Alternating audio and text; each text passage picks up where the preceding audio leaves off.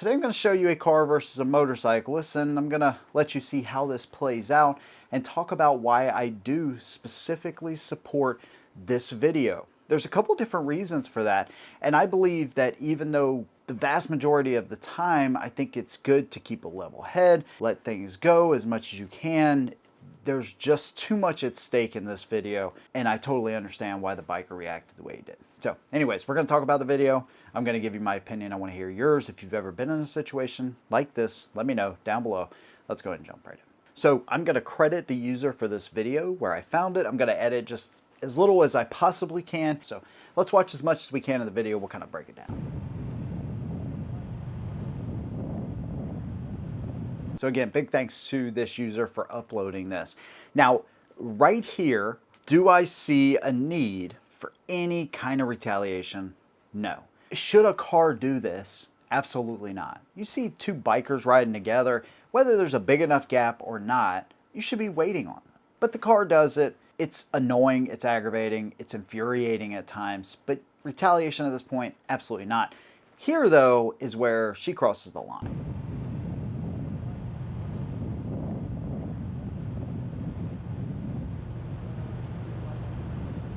Literally goes around the biker on the side, I mean, almost on the sidewalk to the point, and could have really, really hurt this dude. I mean, you're talking about seconds, dude. This is what bothers me so much about car accidents and dash cam videos and videos like this. Is it annoying when people aren't going as fast as you want them to go? Sometimes, yes. Can people go too slow? Absolutely. It's super frustrating. But you're talking about seconds most of the time is what you gotta wait in order to get around somebody safely. Now, to this point, right, what's about to happen is justified, but then she does this.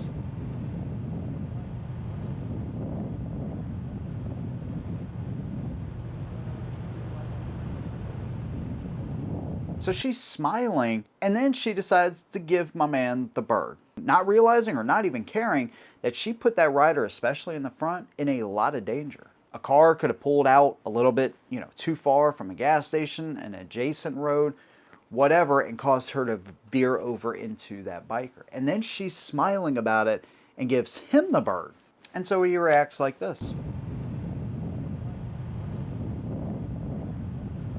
Now again, smashing mirrors and stuff, this is not something I would normally support. I'll be quite honest with you, a lot of the times when I see motorcycle videos where a motorcyclist is smashing a mirror, there's a good bit of times where the motorcyclist is the one that initiated. They were either going too fast and somebody pulled out in front of them. Not that that's an excuse, but at the same time, we have a much smaller profile, and if you're going 60 and a 30 and you expect people to see you, they can't even see you if you were going 30 and a 30, much less 60 and a 30. So if you're breaking the law yourself, doing a wheelie, doing something stupid, and somebody accidentally pulls out in front of you because they didn't see you or whatever the case is, it's really hard to justify you then breaking their property.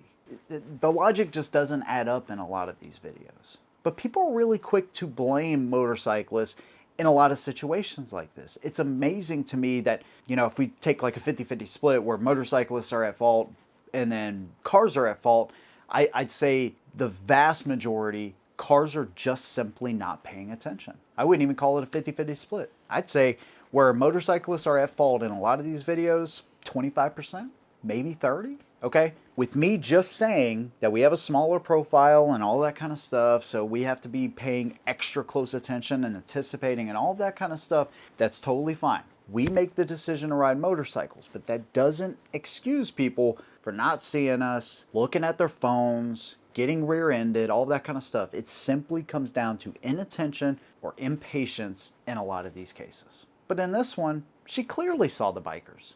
And she clearly did two maneuvers that could have seriously hurt them and then laughed about it. She put their lives at risk knowingly. We are 28 times more likely to lose our life in an accident. Do we make the decision? Yes. That still doesn't excuse your terrible driving. Right? There was 5,600 fatal motorcycle accidents back in, I think, 2023. And 42% of the time, it's a driver pulling left out in front of us. Intersections, in multi-car crashes, that is the most likely scenario for you to be thrown from your bike.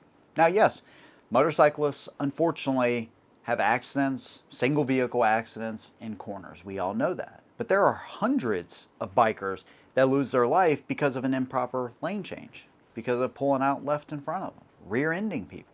And that's why we have to be on the defensive, right? Because I don't see anything anytime soon changing unless you get some fired up politicians that start taking action, start passing laws that protect bikers, like lane splitting, right? There's a whole host of things you can do without telling everybody, oh, you just need to wear a helmet. You know, the consequences for some of these drivers hitting bikers, being on their phones, right? If you can prove somebody was on their phone when they ran into that biker, right? These consequences, they need to be there, and in some cases they need to be really severe for these drivers that are not paying attention.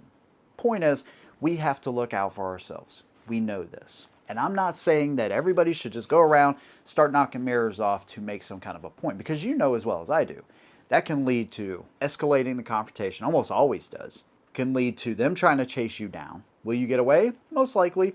Is there a higher chance that you then crash yourself? It's possible. Leads to violent confrontation sometimes. It can lead to you losing your motorcycle or your freedom.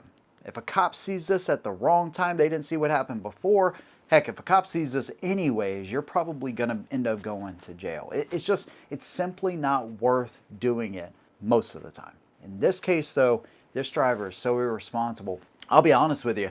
If I was the biker, I would try to get this lady's license suspended for at least 6 months. Now, him taking her mirror off isn't going to help that case too much, but videos just like this, if you don't overreact, and again, I totally understand why the biker did what he did, but if you can prove videos like this, get them to a police department, tell them, hey, look, they're endangering us. And if we can, I hate to say it, but make some examples out of some of these drivers who lack empathy for others on the road, there should absolutely be some stiff penalties for drivers just like this. Totally unacceptable, man. The biker who shared this video, I really appreciate it. And unlike a lot of these cases, I absolutely support this 100%.